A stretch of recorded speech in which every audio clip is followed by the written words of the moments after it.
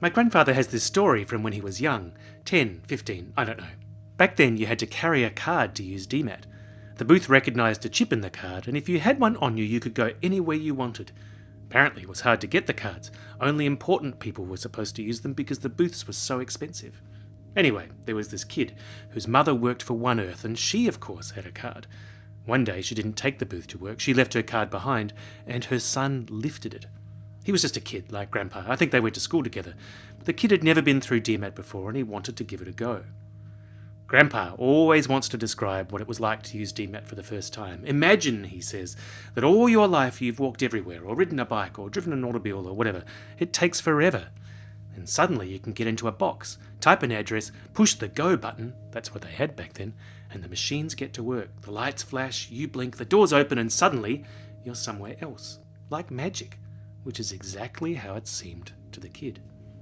He's amazed, so he does it again, and again, and again, and again. They say DMAT works perfectly. They say mistakes can't happen. But this kid, he pushed the go button so many times, he broke the system.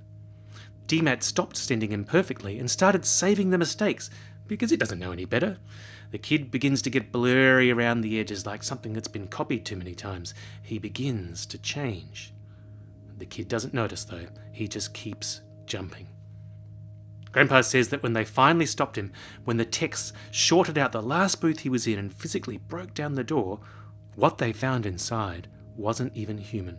There were so many errors that the kid had become a lump of meat with a single twisted limb and enough brain cells in its tiny head to perform just one task over and over.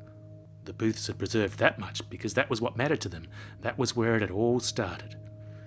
Even as it died, the thing the kid had become was still trying to push the button. Go, go, go.